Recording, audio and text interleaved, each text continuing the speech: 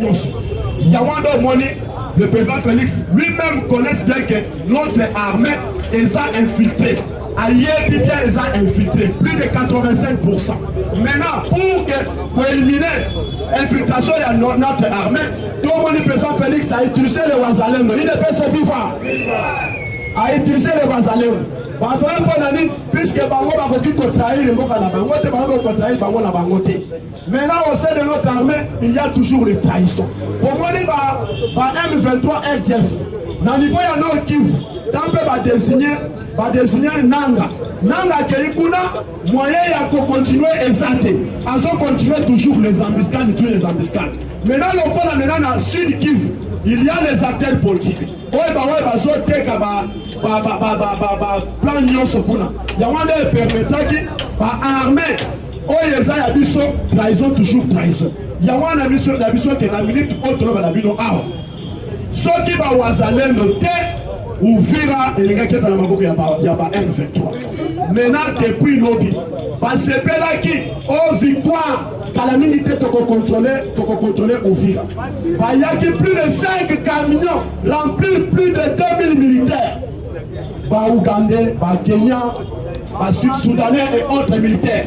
Maintenant, Wazalendo, Moko, concentrer dans axe belé, puisque qui axe Luvingu, axe Songe, axe Kamanyola, axe Nyantende Mpanzi.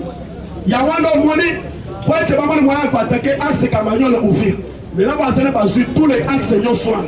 Moko la lobby, Wazalendo va concentrer tous les axes Nyoswan, tous les contrées Nyoswan, Wazalendo va suivre sous quoi, va suivre contrôle la Bango. Non! Merci beaucoup. Lobby Tokutana Bino à la Tongo. Donc la lobby est ça le 17. Est-ce que le lobby est-ce que plutôt vous fêtez l'entrée à Balével? Est-ce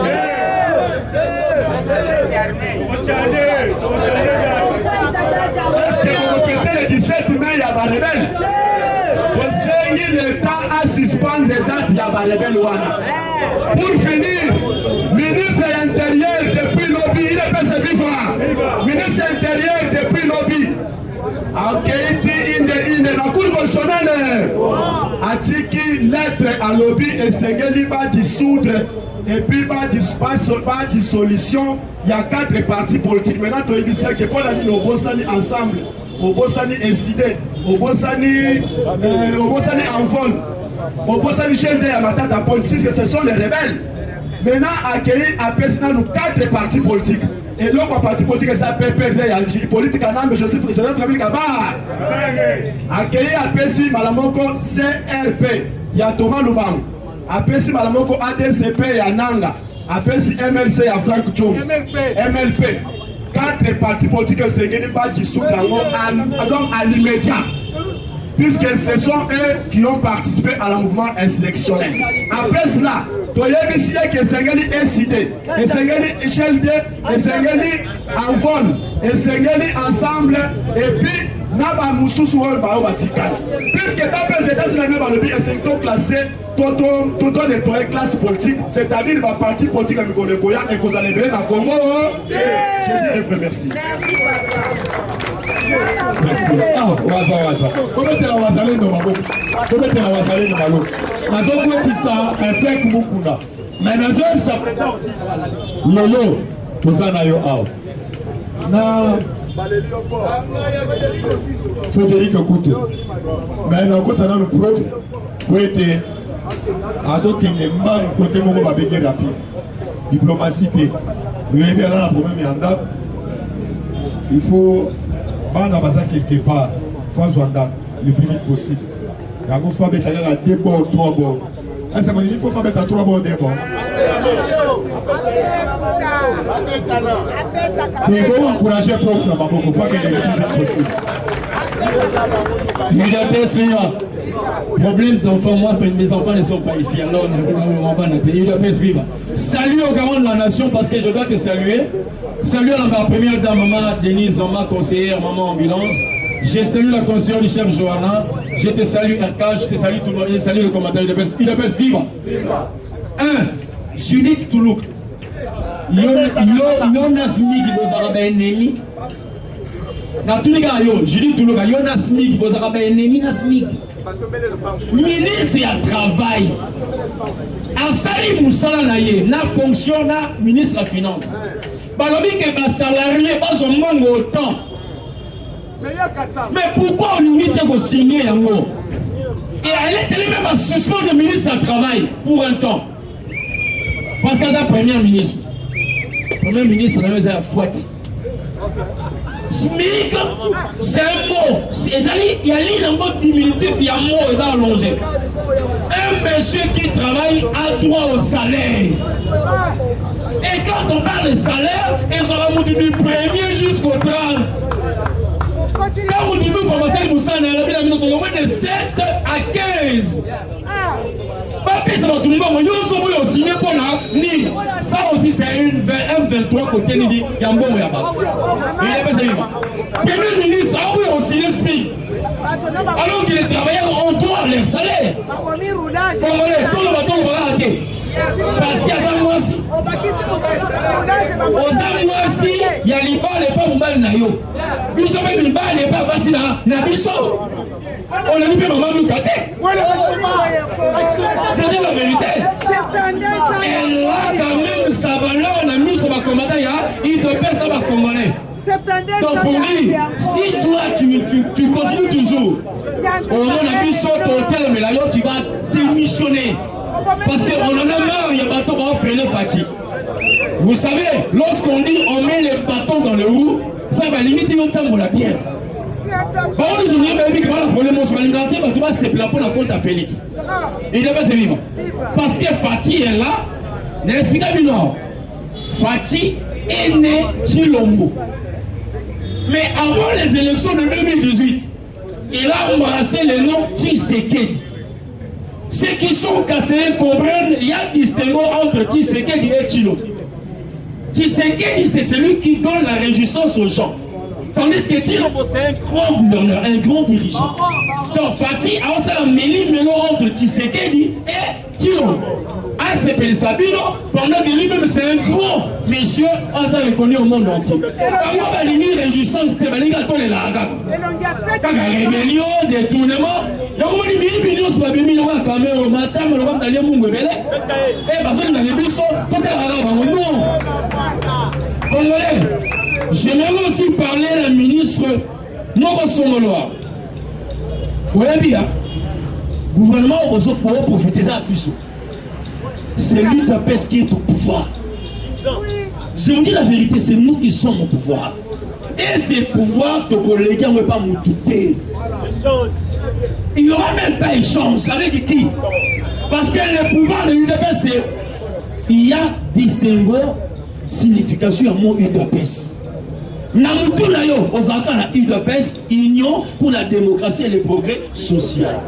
Il y a encore une autre définition UDPS. C'est une grande université de la démocratie et le progrès social. Il y a encore une troisième, c'est l'union de Dieu pour le salut de son peuple. UDPS est une philosophique, spirituelle, psychologique, morale, mentale et intellectuelle.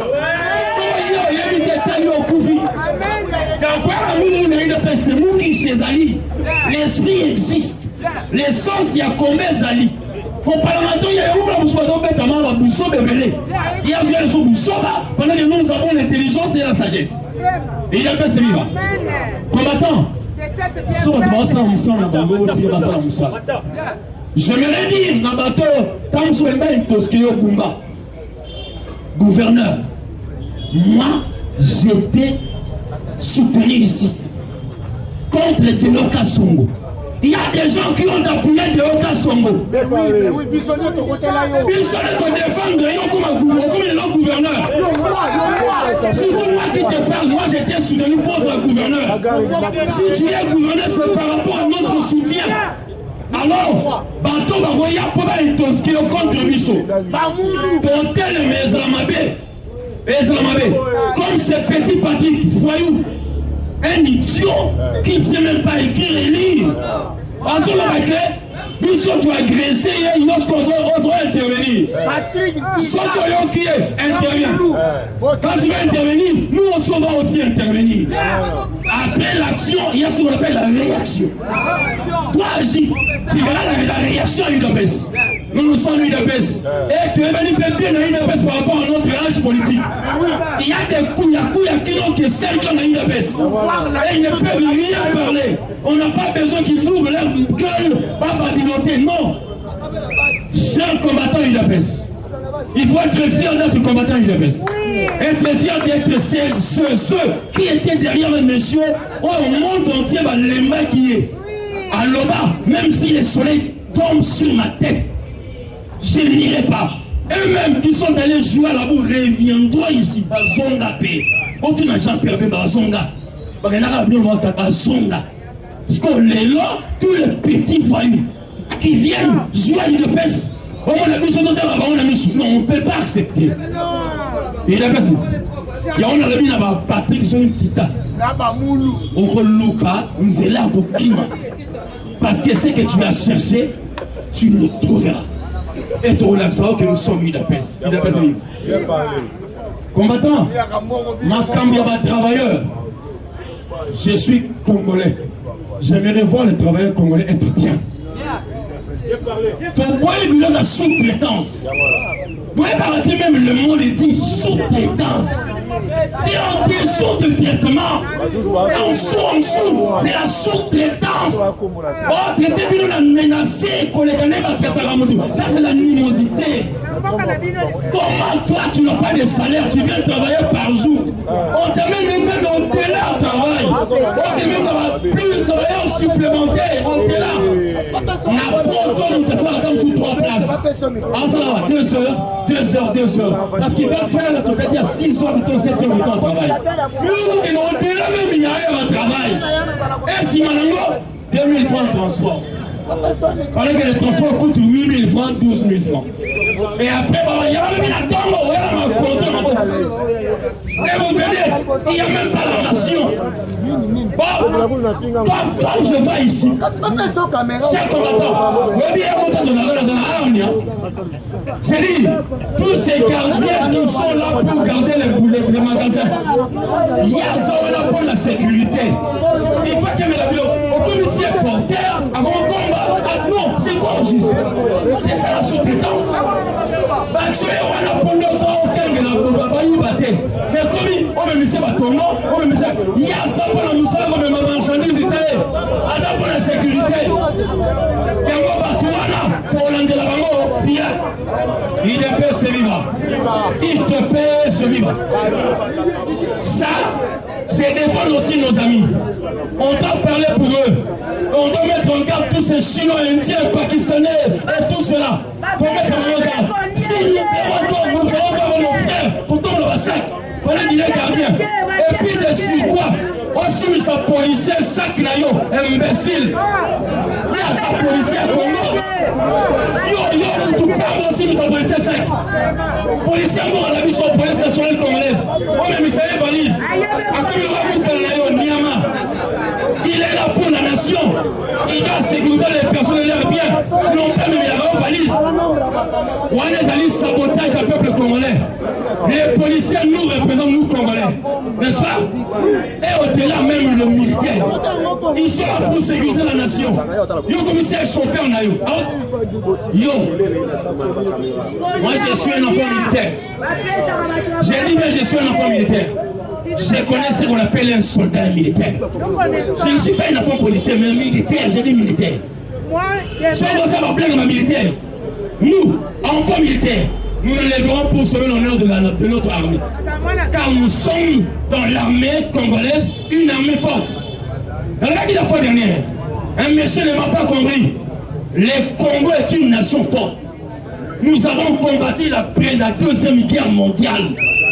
Devant le soleil à place de Victoire, l'avenue Victoire est à trancher. Victoire, Sayo, victoire, Birmanie, victoire, Assosa, victoire, Gambela. Ce sont des victoires du Congo pendant la Deuxième Guerre mondiale. Quand on met ça Belgique, sans dette mondiale, sans dette extérieure. Nous avons combattu, hormis la Deuxième Guerre mondiale. Nous avons eu aussi la guerre de Bande d'Aroussou. Autre là, on bête à Libye. On bête à Libye, pour tout le monde de Tchad, il y a Tchad, il y a Libye. Maman, elle te le fait Kima. À l'objet, si j'ai seulement 500 commandos aérois, je vais conquérir l'Afrique tout entière. Les lots, l'armée la mission. Notre armée, cette armée qui a fait l'honneur, où on avait des ébouts, des gorilles, des commandos, paracommandos, des terroristes. Mais les dragons, mais aujourd'hui on commence à rouler notre armée. Dans ça, ma blague. Bino, pour ceux qui ont bien, j'aimerais parler du Parlement. Combattants, nous sommes au jour du vote. Si on aime le Congo, demain c'est férié. N'est-ce pas? Si on aime le Congo, aujourd'hui tous nous serons pour les. On va environner le peuple. Sénat. Yo, pédé à Samalukon. Votez les catés. Pour faut voter oui. On limite à Kabila Té. Pour toi qui est mort, monsieur Leki. Boutou, nous irons là-bas pour enlever l'immunité parlementaire à Kabila. On doit arrêter Kabila du coup. Ces messieurs ont commis tous les crimes que le monde connaît. Crimes de guerre, crimes contre l'humanité, crimes financiers, crimes économiques, crimes ignobles. Il est arrivé même à la violence, à viol des femmes, viol des enfants. Il est arrivé même à tuer nos compatriotes, à broyer les combattants et même les Congolais. Et aujourd'hui, nous disons que vous votez oui ou non, vous serez face au peuple congolais. Il est passé vivant. Et c'est là quoi se fait. Hormis le Sénat, nous allons dire pour le Parlement, l'Assemblée nationale, chers Congolais, chers combattants UDPS, monsieur Vital Kamerhe doit quitter l'Assemblée nationale. Vital Kamerhe nous humilie. Il doit être congolais pendant qu'il n'est pas congolais. Il est passé vivant. Il y a moi qui l'ai dit, pour l'ennemi comment on a Vital Kamerhe dans l'Assemblée nationale. On n'a pas besoin de sa démission. Non. Il y a des choses où on démissionne. Il y a des choses que le peuple te pousse contre l'Ibanda. Il n'est pas celui-là. Démissionner veut dire Vital Kamerhe est mort habité dans le monde. Non. Parce que cette nation, c'est notre nation. C'est notre pays. C'est notre patrie. On est dans faiblesse stabilo. Faiblesse stabiso. Mais nous, on doit le pousser à quitter pour le monde la place où derrière la hauteur de l'Assemblée, j'ai écouté, j'ai vu. Mais j'aimerais que toi et moi, nous puissions avoir les mêmes sentiments et les mêmes idées. Vital Kamerhe doit le bouter hors. À part que le monde ensemble, Vital Kamerhe doit être arrêté. Il est passé vivant. Chers compatriotes, merci beaucoup de merci. Vital Kamerhe se retrouve partout. Dernièrement, dans la quitté le seul bien ça celui qui y a. Mais Vital Kamerhe a dit celui qui y a. José Makila. Liba et Salman Awanda. José Makila a écrit lorsqu'Andriaba l'a Vital Kamerhe.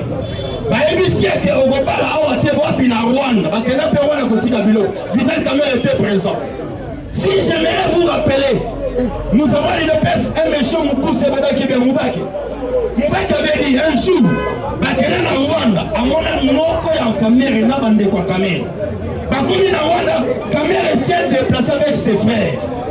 À tous les banques de banane, mon papa Boussabino. Mais ce sont ses parents, son oncle, son cousin qui sont là.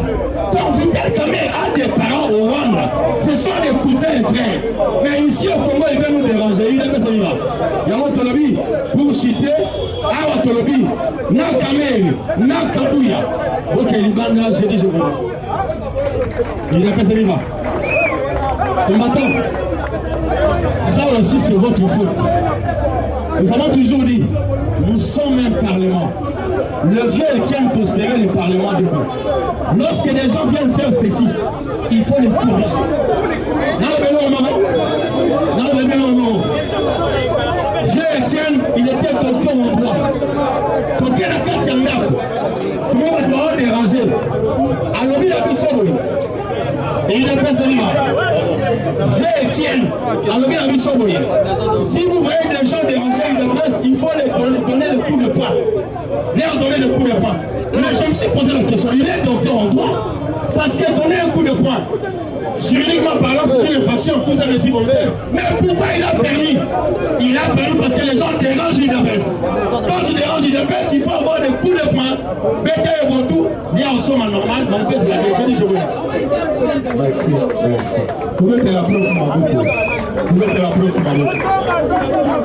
l'IDPS viva. La scène de chaque combattant, Tozoma. Tozoma, petit cahier. Petit cahier. Combattant d'élite, il y a un aime Sarabinote. Il trouve ça profond. Les amis journée à Télémakawa, parce qu'il a topé ses paroles. Aime Sarabinote, la monnaie n'a pas image pour la Kisaï Ao. A comme blessé de guerre. La compte c'est la nouvelle génération. Parce qu'on a plus de 3 000 $. Quand on soit, a Bakabouya. Quand Kabouya a mêlé un bongo, a été un plan d'abisso. Toi, tu as présenté son ami, là, on présente ton ami. Dans le bâtiment au cher. Maintenant, les robots qui ont fait si un bongo. Ayazo na Jesus. Au bureau de Kabouya. Est-ce que nous allons membre de Kabouya ou bien nous allons membre de l'IDPS? Là, sur la live. Nous allons membre de Kabouya ou bien nous allons membre de l'IDPS? Nazokamo. Ye soki ya bunda na bunda. Soki la kufi sabaki na kufi sabaki na IDPS. Na kosenga na bilote. Na kosenga na bilote. Bobanga te koyebi ete eloko oyo tokola pile mutu. Kabouya ya moko ya mibatu. Na cheno ateli gosolanga. Ayambi bango na permanence. Kabouya koki ko permettre te membre moko ya IDPS afongola manga aloba. Alobi Kabouya alobi e banderitino suka. A permettre te mutu moko afotola manga aloba. Kabouya permettre te même membre ya ACP. Mutu moko atelemita tomoli musapi a contredit Kabouya. Kabouya a enseigné de soutenir. Mais ils sont dans le dans sa famille à Kabouya. C'est le premier mot. Dans la grande scène, on a la niveau à l'aéroport. Oyo Kabouya Nouma. Mais il n'y a pas d'aide. Pour la divergence. Kabouya saura expliquer le problème, il y a combattant, il y a parti. À qu'on permettre le tolo. La minute où Kabouya a la difficulté, il va éviter. Même à temps, maman va au Ghana. Attends, maman va au Ghana. Sur le plan juridique, Kabouya a un abandon.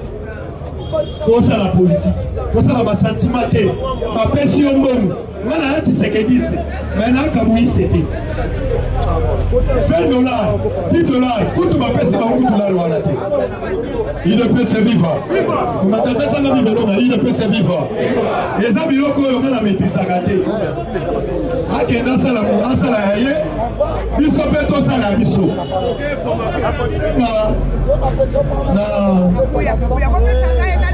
La Pessina, Federico Tito. Tito,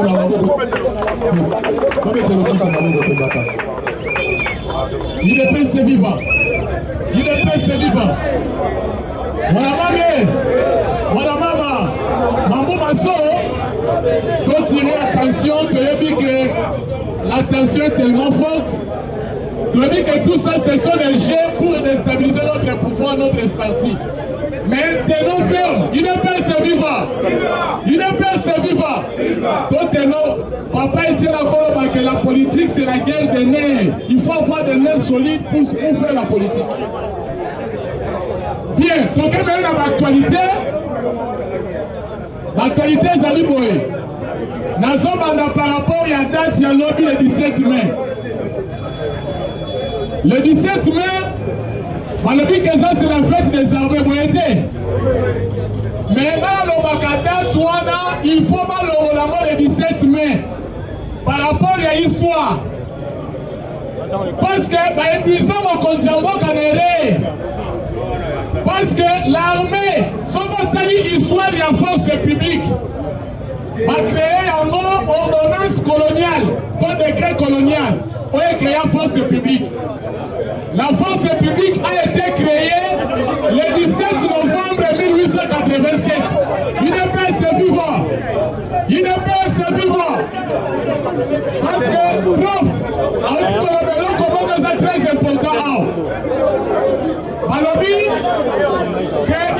c'est une université. Il faut donc la reconnaissance de l'Okoana. Parce que date, on a créé armée la mission.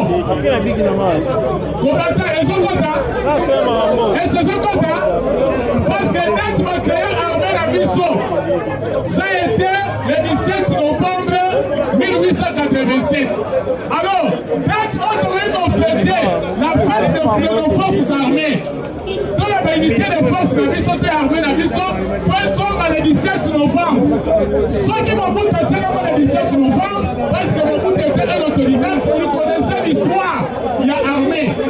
Donc, c'est-à-dire chef de l'État. Et si nous sommes en Allemagne, date que le 17 mai, en fait, il y a armée, il faut que nous contient nos dates, il y a le 17 novembre. Parce que les archives sont là. L'archive est allée même la présidence. Il y a tout un département d'archives. On va la maison, on va retenir ça, on va créer une force publique. Il est plus vivant. On est allé pour la mauvaise éclaircissement. Parce que date à lobby, et ça c'est une fausse date. Quand il n'y a pas de dossier à SMIC, SMIC, on doit conseiller dans le lot, et ça va coûter 7050 francs par jour pour un travailleur. Et ça SMIC, et ça conformité pour la vie quotidienne, il y a Congolais. Le ministre, l'actuel ministre du Travail, Ephraim, que je félicite, il y a à la hausse, il y a comme à 5 $, il y a taux du jour, que par jour, il y a comme à 14 500 pour un travailleur. Mais, et là que ça m'inquiétude, il y a madame la première ministre, à ça qu'on soit décret, il y a SMIC pour l'année. Parce que lutte, il y a mon concernant que ça dit, que le bien-être du peuple est congolais dans le deuxième mandat. Mais pourquoi on a ma question, on a compris tout là? Que maman premier ministre va faire une proposition, il y a SMIC. Et ça, la table est elle n'a pas signé votre bon à Nîmes. Parce que les Indiens sont communs. Parce qu'on sous-traité Mandekunabiso. On s'est travaillé au Kuna, on commet comme même pour la Masuba. Pourquoi? Mandekunabiso, on a souffert. Avec ma salaire, avec ma transport, on a 3000 francs par jour, 2500 par jour. Dans ma pays, à Rochon, on a 1000. Pendant que son transport est 2500 par jour. Basa, quand c'est ma bonne contredire, non. Basa, transport à l'oralité. Nos frères, Basa, vont souffrir. Mais si quand il y a 5 qui vont mettre la maman SMIC, si quand il y a un premier ministre, on a pour la salut public, on a pour la bien-être des Congolais. Mais si quand on a il y a pour la mine. En tout cas, maman premier ministre, ou soit aux premiers ministres congolais, ou soit aux premiers ministres étrangers, ou soit aux M23. Parce que nous sommes déçus. Et là, on va avoir la SMIC, proposition ministre pour menacer même le ministre du Travail. Je ne suis pas le défenseur du ministre du Travail, mais je suis dans la logique et je suis loyal. Il faut SMIC, Ouana et Salim. Il ne peut se vivre. Si on a quelle actualité politique. Par rapport à l'actualité politique, tu as dit que mon continent a été qu'on soit sanction, gouvernement a fait sanction contre Rwanda Air. Rwanda Air, il faut que ça compagnie à la Qatarien. Et ça va opérateur économique rwandais, c'est décidé qui va la compagnie aérienne.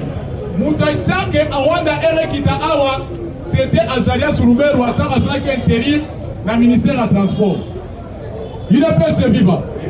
Mais, et là, on doit comprendre une chose. Rwanda Air, tant que dit qu'on quitte à il y a un général rwandais à l'Oban, une chose, ceux qui t'ont tiré attention. Alors, il est fort. Autre Sahara en Afrique, il y a qu'on conquérir le Congo. Dans 9 mois, avec le Rwanda Air, qu'on conquérir le Congo, l'espace, il y a 4 jours, même une semaine. Ça, c'est un général rwandais. Pourquoi? Rwanda Air, dans le Congo, et comment servir l'infiltration. Parce qu'il y a la force spéciale rwandaise. Mais la plupart de ma filles, comme hôtesse, c'était des officiers de renseignement. Même ma pilote, c'était des officiers rwandais, qui ont un cadre pour espionner, pour créer incursion. Mon corps a la griffe à Kinshasa. Il est pas se vivre. Yango Moni, mon continent a tant de bagages rwandais bannis. Et là, quand il bosse à Salaki, à Kati Bakor, on est sur le minéral avec le Rwanda a annulé Yango, puis a bien dit Rwanda Air. Pour mettre un quartier général dans la Goma.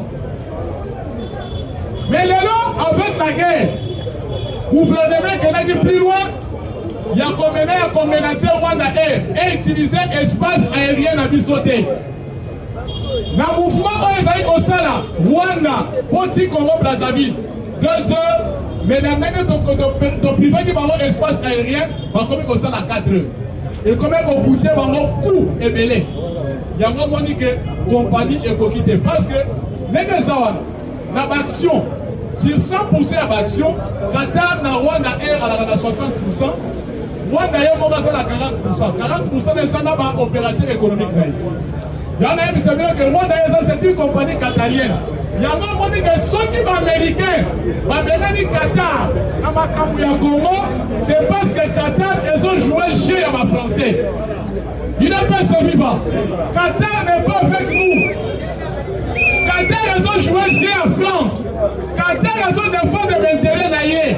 Parce qu'ils ont investi les bébés dans le Congo, parce que les gens sont au Tali. Président, avec l'intérêt naïe, ils ont à Rwanda. Sauf que les gens demandent trop, les gens qui sont au niveau de l'Arabie Saoudite. Les Saoudiens, les la vérité, ils ont guerre à Congo. Surtout le niveau du ministère des Affaires étrangères de l'Arabie Saoudite. Ici Donald Trump, ma maison est que la Congo et le Qatar. C'est Qatar qui finance les M23. C'est Qatar qui finance les Rwanda pour faire du mal aux Congolais. Même au sommet de Biloko, comme ma président à Doha, c'était une manière, Yakotia, président et Lamba Mouinounéno. Les Qatariens babatamaki, mais les Américains seront connus que Babengani batu nyos. Même comme Obasanjo. Obasanjo n'est pas un médiateur. Obasanjo c'est le parrain de la balkanisation. Vous voyez bien, il y avait un homme dans ces pays. Dans Congo, il y a Mwanda Zamboko Atumba. Il a écrit un livre, La stratégie du chaos, la page 828. Kuna a pensé énumération, il y a batunion sur basé la case de balkanisation. Attends, comme il y a Dominique de Villepin, n'a l'obaté. Attends, comme il y a Nicolas Sarkozy. Attends, comme il y a Louis Michel. Attends, comme il y a André Flao. Attends, comme il y a Salim Ahmed Salim, ancien secrétaire général de l'Union africaine. Attends, comme il y a Obasanjo. Parmi les complices de la balkanisation, Obasanjo Aliaka a un bon habit. On a eu une négociation, c'est pour qu'on défende la carrière minière dans le Congo. Il est passé vivant. Même à Sassou Nguesso. Et nous avons vu qu'il y a plus de 23 chefs d'État africains au Kabila Seda Bango Bakare minier. Basé Belé, nous sommes combattus. Il y a un moment que dit États-Unis, Congo et Botoli Batola Nyonso Bakare minier. Il est passé vivant. Macron Boya Yaka A. Ayaka pour la proposer par le président Tshisekedi. Nous sommes prêts à travailler dans notre territoire. Parce que France a pas de mal à s'y mettre Rwanda pour faire la guerre contre le Congo. Il y a un moment que Macron a un opérateur économique, c'était pour la guerre céder Bango Bespa Bakare minier. Tshisekedi a repéré Sabino Yango. Yango Somo dans Makambu Oyo, il y a shit, il y a Goma, il y a shit, il y a Bukavu. Les Français vont savoir qu'il y a des façons que Tshisekedi a négocié. Mais je dis que Tshisekedi est toujours résistant. Mais là, on va faire un combattant. Histoire, il y a shit, il y a Goma. C'est la France. C'est la force spéciale française qui est présente. Ce n'est pas le Rwanda. Les Français vont dire qu'un arsenal militaire est ma casse pour la repose à Goma. Parce que la tuerie pour impousser le gouvernement à céder la négociation. Le gouvernement va céder dans la mort. Il n'y aura ni dialogue, il n'y aura ni dialogue, ni concertation, ni négociation. Et on s'en est maté. Parce que la négociation, c'est qu'on fragilise le pays. Comment dire? toye na sujet ya Sénat. Kabila a commis beaucoup de crimes dans ce pays. Pas crimes économiques, pas crimes de guerre, même pas crimes contre l'humanité. Kabila, il a tué beaucoup de gens dans ce pays. Pourquoi nous sommes à Kabila? Parce que chef de l'État, c'est la personne la mieux informée du pays. Alors même que l'FC, c'est Joseph Kabila. Pourquoi? Parce que les conseillers spéciaux, il y en a dans Ndolo, Eric Kouba, il a cité qui? Il a cité Kabila, il a cité John Numbi, il a cité André Claudel Lubaya, il a cité aussi Franck Diom. Ça, ce n'est pas un acharnement. Donc, l'auteur moral, il y a AFC, c'est Joseph Kabila.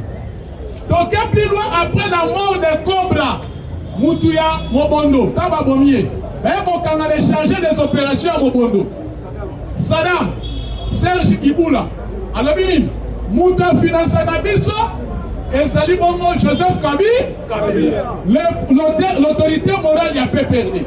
Ce sont des preuves palpables à côté de ça que Kabila n'a un mal pour ce pays. On s'est dit auteur, il y a déstabilisation en Boka Nabiso. Il y a un moment que le réquisitoire est continu au Sénat. Mais le malheur à l'heure que tous autres qui sont présents au Sénat, ça m'a nous compte. Quand il y a que yo, on a complice. Il y a ma camébélé contre le chef de l'État. On ne peut pas manger les mots combattants. Oyaka Awa, dans son monde, on va couler tout Basali. Bandeko nanga bazali, bayaya nanga bazali, batata bazali, toyaka pour la ventivité. Toyaka pour la défendre Mboka. On se quatre pour nous quatre, toyaka pour la théâtre traité. Ça m'a c'était traître. Mais la makamba sur les kabali, c'est la mission du nouveau théâtre. Pour moi, mais c'est Kabami. Il ne peut se vivre.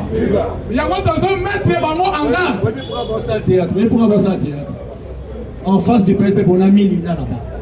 Le signe national des armes. Il peut aller à l'INA, laisser les palais péter. Yango, Tolobi Boy, ceux qui vont salir aventure, nous sommes un peuple, nous sommes les souverains primaires.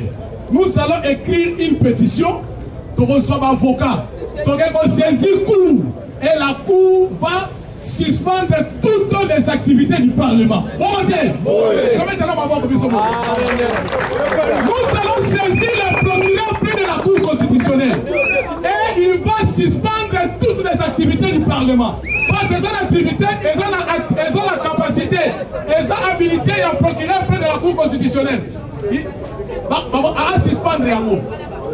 Nous allons demander ça. Parce que nous sommes, parce que la vie selon comment il ne peut se vivre. Parce que nous sommes comme la maman. Quand même, de l'autre côté, elle a créé une crise institutionnelle à leur faveur. Parce que ma tête a pour le Baïba Mbongo. Baïba Mbongo. Il ne peut se vivre. Même dans le Baïba, il y a 100 jours. Vous voyez que les Américains, ils disent qu'on a la traçabilité de l'autre fois. 30 millions de dollars de Bimana Makamba 100 jours. Et Bimana a une banque même dans ceux qui africains. Et Bimana aéroport, et quand il Liban, pour la soutenir Hezbollah. 100 jours de ça, financement américain va appeler ça pour l'alternance. Mais monde détourné par un individu. Et c'est tout ce qu'on dit, Yango de lobby, il faut président de la République. Et là, on a besoin de faire ces années. Mon thème à Mawana, il y a besoin de faire souffrir Biso. Mon thème à Mawana est l'équipe. Quand on a un bisanga loko moko. Moi, un jour, ce qu'on va mon compte. Mon compte, c'est un Mawana, la moko. Président Longola Mawa. Donc, il y a bien que c'est la pasteur de l'église, la ville, on a ceux qui a Philadelphie. Seulement, c'est la pasteur. C'est là mandat l'union ceci là, on comme on n'a pas pasteur. Quand on s'en compte en banque, pouvoir est en maquilla. Le pouvoir est sacré. Ce que c'est qui est au bon, ma bosse a dit bon. Ce que c'est qu'on a dit clair, pour bisson de ton la vérité. Pour battre ça, la maman tinga malignoté. Parce que est la union sacrée va sorcier. On est dans le gouvernement va sorcier, même dans le cabinet va sorcier, même dans le tinga va garder va sorcier. Si on va s'en aller, on s'en fout d'ailleurs beaucoup, on s'en est à moi peut-être 4 bancos. Il y a un mot de l'homme au sein de mon Konzamboka, Sunga Biso. Peuple congolais alingi que na mandat na yo oza mwana mboka oza na makile ya mboka oza na makile ya Congo oza na makile moko na biso sunga ke pour la mandat na yo congolais se retrouver congolais pas se pela il peut se vivre Merci. Pourquoi la Frédéric écoute le parlementaire debout. Il a se vivre. Je demanderai à Bandego Bassaka sécurité. Si vous sentez que vous êtes incapable, nous-mêmes les présents, nous allons les prendre en charge. Parce que nous-mêmes, nous sommes des combattants UDPS. UDPS, parce que ça, c'est la blague. Pendant séance, des gens commencent à venir nous déranger, nous agresser. Nous sommes combattants UDPS. Nous sommes des vaillants guerriers. La préférence, le roi va combattre en face, mais on va le faire. Je suis aussi cofondateur de la force du pouvoir. Mokato, Seba, Fabrice, Boni, tous la pire qui est dans la Ligue des jeunes. Nous avons fait ce qu'on a fait. Et on a fait la fête FD. Donc si les gens coupent, on va trouver qu'on dirait tout ça par blague. On va maintenant, tout là, c'est la bicep, c'est la bicep. Et puis là, on va faire du manteau. Avant que la mère, on peut commencer avec vous. Ça sera mieux. Je dis, je vous remercie. Merci. Merci beaucoup. UDPS viva. UDPS viva. Ça va vivre, UDPS viva. Le parlementaire debout. Le parlementaire debout. Le parlementaire debout. Là où on a déjà Charles Onana, vous avez un programme. Nous sommes dans la hôtel de vie. Lundi, parce que lobby samedi et lobby vendredi, férié, samedi, il y a la journée anglaise. Si vous voulez lundi, nous sommes dans la hôtel de vie. D'ailleurs, nous sommes intimidables. Pourquoi? Nous sommes dans la force du pompier. Si nous avons un collègue, mon catoyen, c'est pas Ebinga, j'ai compris à Ebinga. Même fils vous à Ebinga. La maman vous a intimidé dans la banque. On a un mouton sur le coup, on a fait la marche dans pomme à tété. La coup fait la marche dans pomme à tété. La maman n'a la fronte à la mouton en face. Mais il y a des hommes qui peuvent battre qui bango. Quelques bateaux na moni bangoana. Parce que la vidéo on a ça na mona chombo. Baye bete so baye sur le plan juridique. Il y a pas yebi, la personne va mettre avocat. Na ça na bango mi piku. Bawa bati na bino, bango wana na gabino. Na yebi kabu ya kima ga justice. Koso na so pour les cause justice. Na na boy na kokende. Ozo pinga ba tuya ko so na makasi. Est-ce que ça la? Na boy na kokende. So na leader. Aya na base. Kosa les seules bases au bino ba compagnie qui kabu ya te. Quand on a la cabouille en permanence, à permettre de faire sa parole pour tous les mituna. Quand il y a un moutabani pour le bâti qui le souka, il y a aussi un lieu où il y a besoin de merci dans ma casse. Il y a un chaluma, ben à moutunayo matoi, fait à sola, ben à moutunayo matoi. Le fait Gérard Kananga, dans son bel là, cabouille a le droit de tili batunaye. Soit le bel là, tu es batouana en défi, à hôtel Malangate. Naza nanga mobolo na façon nanga mais famille nanga kabuya ayebi mais na famille ba wati sala pour na la ami politique so la bina tchaka makamo ala lu ba ko parata mambo ba tu na shiri kalubi il ne peut se vivre viva to bangisa nazo promettre bino le laisse la malasuka soki boye lisusu omoni papa asimi libaya na koye bisayo ba beta yo. Après tout c'est la famille na yo to tanga ba o to bengi ba makolo na yo o combien wa no lengeni pe mutuni ya tindi yo boye te combattant koza ba combattant ba te koza ba combattant lelo les ala qui préfèrent kabuya mobiliser pour le parlement lobby moko benisi ba député. Les députés vont se représenter tous. Les autres sont majorité. Et ça sont les personnalités. Les autres sont dans le compte. À ce niveau, pour être dans les militaires Kabila. Lobby, Kabila est au niveau de l'Assemblée nationale. Pour la ma tête à Pogno. C'est mon niveau de se présenter. Là, nous devons présenter Kabila. Kabila est un petit Kabila à l'Assemblée nationale. Alors, il y a un peu Kabila à Bokiro Nangaï. On est Magamuto Sananaï.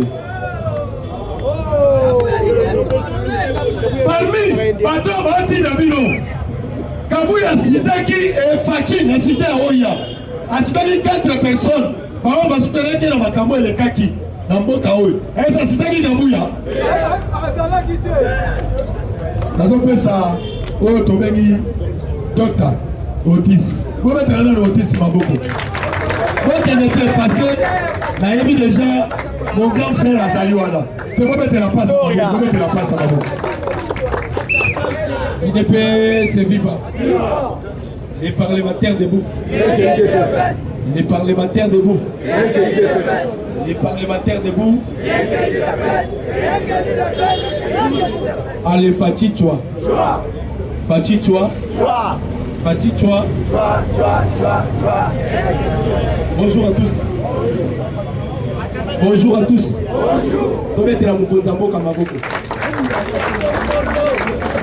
Nekopesanga matoi nasengi bino na bopesanga matoi na oloba bino mo lelo yo pesanga matoi peut-être soki bo mona ngai na oloba te bo comprendre nga omoni neto ya kawa gouvernement na biso na présidence nous ata ba mikate tozwa kata mboko te nous n'avons pas de travail et faire koloba na komi ko katolo pasi sikoyo je profite beaucoup plus au salaire mingi na YouTube parce que nazora moi mukie na YouTube ke koya ko range awa otamu na revendre na ndaku na ba na misa o pesa ngai mbongo te gouvernement ko pesa ngai mbongo te donc bo sala na rigueur makasi te envers ngai so bon moni na vandi nazo batela tolo président de Versailles y a-t-il pas des hommes de Dieu pour délivrer Oyamobi? Je me pose la question, y a-t-il pas des hommes de Dieu? Papa Gilles Moulindo, au Koyi Kosela Moukontambo, quand on est livré au Yamobiba. Mande Koma Congolais. Toki Manatango, Papa n'a qu'à sa distraction. Vous savez que prophétie à William Mario se prend mes Kokisami sur le pape américain. Vous avez la distraction. Il avait prédit sur le pape américain. Vous allez comprendre que Donald Trump a prôné sur la paix. Pas pour a prôné sur la paix. Ce que y a 1 Thessaloniciens 5:3. Bible lobby, quand les hommes parleront de la paix et de sûreté, soudainement une ruine les surprendront. La portion écuménisme, c'est-à-dire, Makambo Bozomona, si vous allez dans le livre d'Apocalypse, on parle sur les marques de la bête, c'est-à-dire, à lire où va les choses, on va imposer les mondes. Avant qu'on soit accès à la monde, tu dois avoir le marque. La foi, mais dans le bon qu'on a eu, il est possible. Donc, mélanger politique, là, c'est qui est spirituel. Amen. Bakatange bazaki kobeta tolo. Bakatange bazaki kobeta tolo parce que tu habité. Otis bafo katange. Bafo katange. Parce que les Katangais à solo sont des Congolais. Oh nous, rétropissants des Katangais, sont des faux Katangais. Un véritable Katangais est Bikasa Congolais. D'ailleurs, moi qui Katangais photo Longolango, il faut les appeler des Congolais. Mais des faux Katangais, bazaki kobeta tolo na Grand Katanga. Vous avez suivi Moïse Katumbi. Na TV5 à lobby minéré na Congo ezali sous-souté. Moïse a pleinement raison. Oyoka, il a pleinement raison. Dieu a bouleversé calcul ya monde. Merci. Tous les minéraux qui se trouvaient dans Grand Katanga, Dieu l'a pris, il a déplacé à Tikiango na Congo central. Dieu a déplacé les minéraux. Quand nous avons besoin de Katanga, soit Katanga Siko. Les Japonais vont l'expertise. Balobi cuivre va tout dire là-bas Congo. Et tu vas la consalater dans mon kili. À part cuivre, voilà maman. Voilà maman. Là lola. Là sakola. Pourquoi me bisogno soba? Kolongwa même na cuivre wana. Eza le minéraux moko eza ebimi na ba Congo. Minéraux ebimi na ba Congo. Ti sikoyo biso bajaponais bazoluka bapesa yango kombo bazoluka bapesa yango kombo bandeko nayebisaka bino mai de fois na barecherche na biso tozosala nakutama na cartographie ya 1600 ans oyokanga bino na cartographie ya 1600 ans cartographie Afrique esika ya carte ya République démocratique du Congo batika vide bakoma mo en latin bakoma penitaille terre eza en latin elingi koloba la terre est bénie mindele ngate na 1600 ans Mindele avait déjà cette révélation que la terre la plus bénie au monde, c'est la terre de la République démocratique du Congo.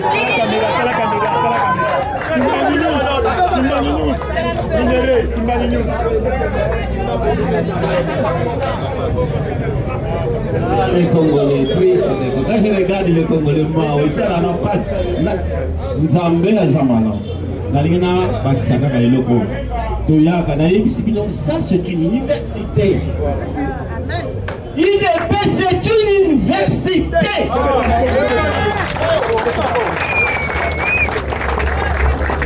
La compagnie c'est bien le solam. Quand vous passez l'équipe, d'accord Lucas. Moi, la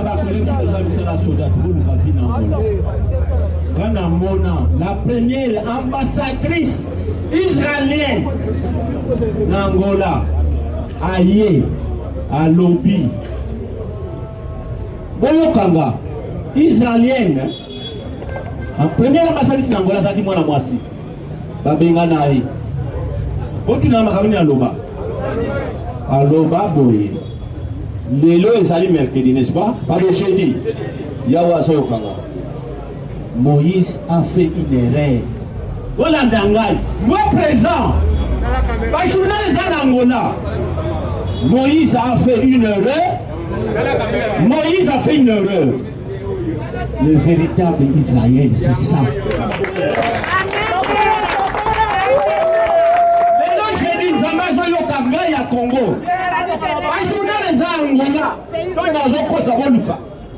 Les Angola, la maison ouvertement l'ambassadrice. Voilà moi. La personne bien colonnaire. La personne bien colonnaire. Avant l'eau, la boutique la vie. Israël a la commune de tribus. Hein?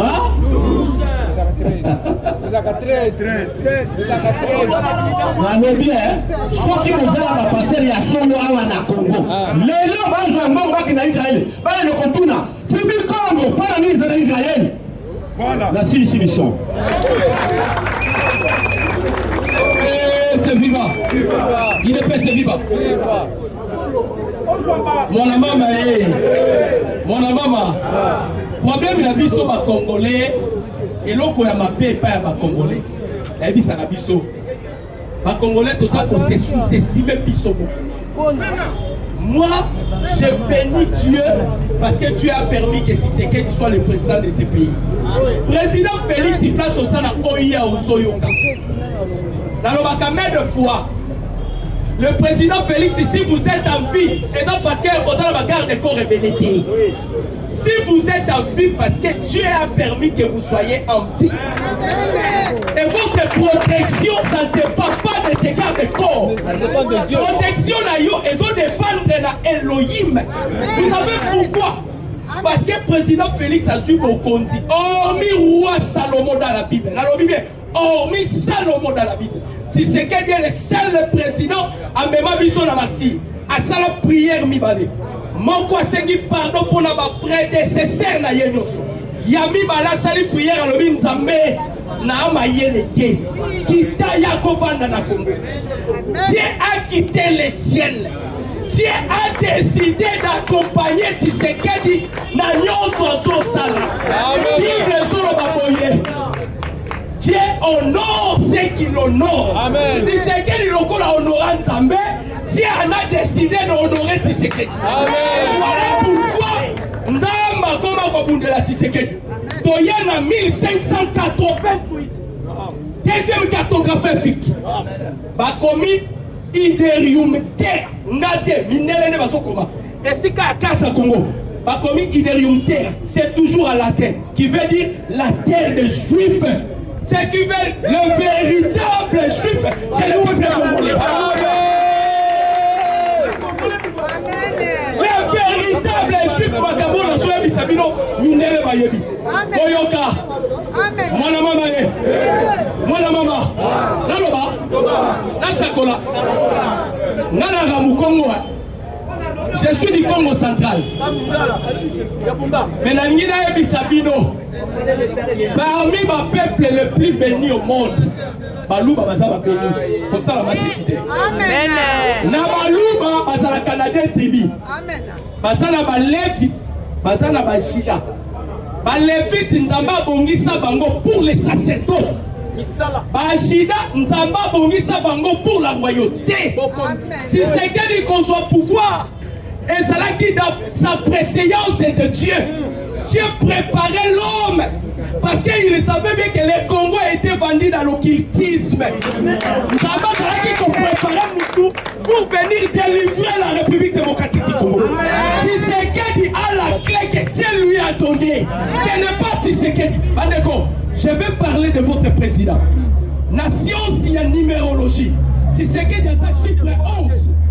11, c'est le belade pouvoir. Et sur le belade esprits. Esprit féminin, na esprit masculin. Baso benga yango être androgyne. Quand vous voyez le président Félix, azalaka mon esprit neti ya mwasi. Aza tolérant, aza mama, azalaka munene. C'est ça El Shaddai. El Shaddai. Maman Denise Azoloba. Alors quand mon mari décide, azonga simate. L'esprit des hommes. Quand le président Félix dit non, oh ma tabo kitano et tikali, non. Prends d'abord ton offrande. Ça c'est l'offrande du prophète. J'aimerais dire, ce que Lotis a parlé, c'est aussi la nature de Dieu. Dieu a une nature, a plusieurs natures. Quand on l'appelle El Jireh, Jean va Jireh, c'est le pourvoyeur. Quand on dit El Shaddai, c'est celui qui a le sang. Nazar Mabel.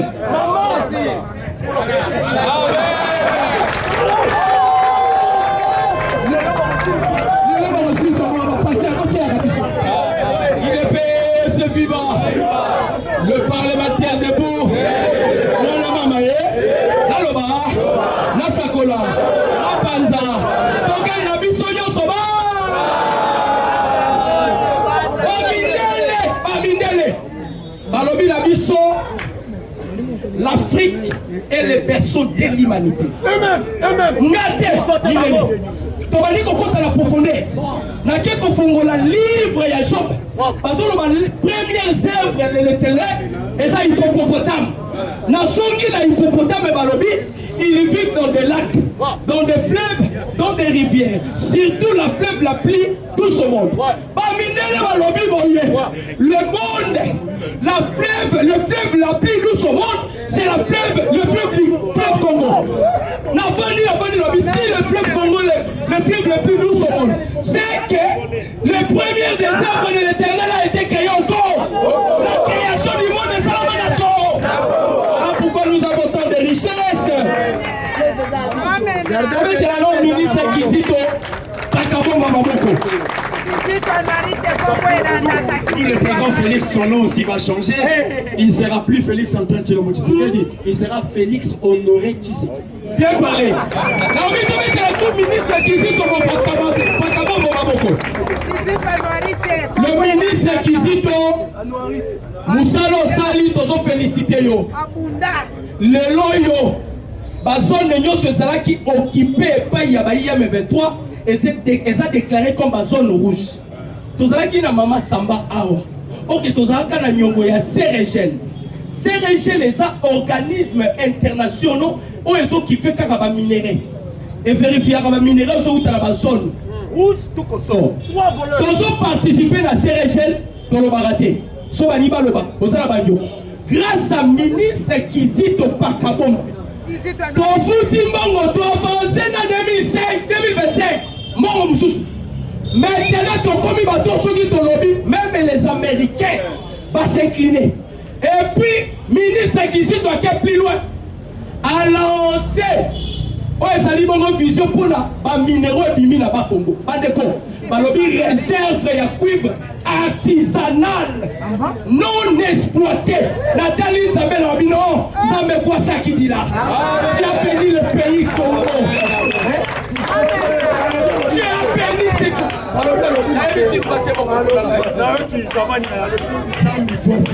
Nzambi doit sakidila. Herman Cohen a causé la bisoté. Herman Cohen a lobby, c'est un génie. Herman Cohen a lobby, c'est un génie. Ton vali de lobby, c'est un génie. Mais nous sommes à cause de biso à Tangate. Bato balobaki à Tangate. Bango moko bake ko décorer na honorisa causa. Bandeko lobby zalaki deuil national na Uganda, na Rwanda. 5 camions à soda, RDF, IPDF, Bakota qui axe Kamanyola. Bakota qui axe Kamanyola, qui koya na Katako, Katakota, Pobaya Batake, Uvira, Bandeko. Biloko eleki wana, Bawande Barobi, non, ce sont des drones burundais.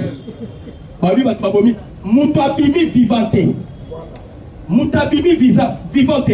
Vous la politique du président Félix Adjokena. Me repose en désordre. Il est personne vivant. J'ai aimé parce que tu as dit que le président c'était un génie. On l'a qualifié de génie. Donc il y a un paramètre à Makam. Nous avons des idiots, des imbéciles, des bourriques, des intelligents, moins intelligents, intelligents, très intelligents, trop intelligents, érudits, génies. Il faut comparer au côté bourrique, pourquoi on a génie, quelles sont les étapes à passer. Et comprenez, tout le Tshisekedi, et Kabouya, et Kamere, et Kagame et consort, des panthères sont des bourriques, des imbéciles, des idiots. Parce qu'on pendant au côté Félix Alifo, les moins intelligents, pas intelligents, très intelligents, trop intelligents, érudits et peu comme il a génie. Lobby, Makango Kabila Leli, Lobby Makango Kabila, Francine Mouyumba, allez, lobby pourquoi Leli? Sama Lokonde, pression qui surtout la pression numérique. Et l'équipe, il a jeté l'éponge.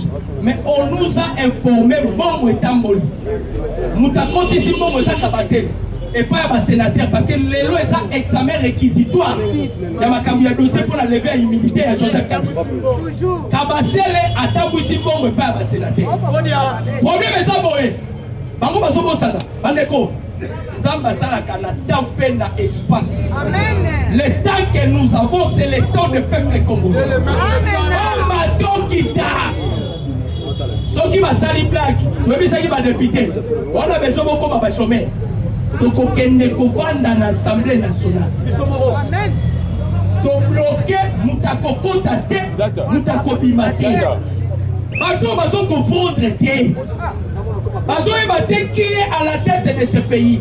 Bande Kolanga na oye bisabino vrai. Ba français balobaka.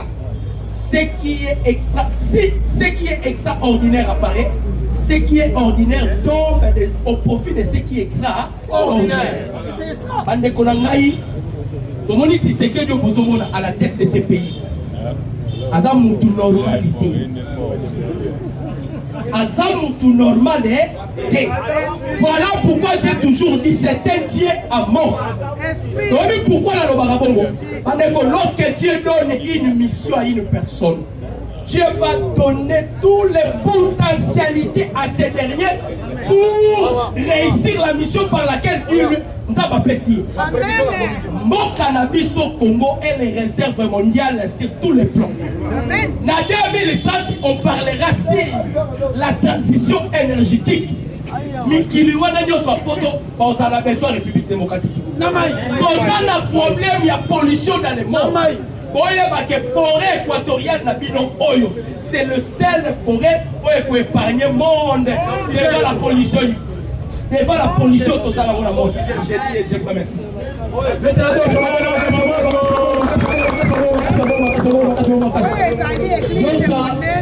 Donc, quand nous sommes un professeur, Et nous, on est ça, tout ça, cette église. Parce que tout ce sens, la mise de parti, les gens, ça va être. Chaque dimanche, l'église va nous attendre, ça va IDPS, l'église, union de Dieu pour le ciel de son peuple. Chaque dimanche, on va nous attendre, ça va être. Relation publique, on va refaire la marabbe étrangère, ça pour ça bien merci. Comment caissier? Comment on a reçu maman l'église? Parce que quand tu as une soirée, maman, on va casser, on soirée, ça continue par le mal de nous.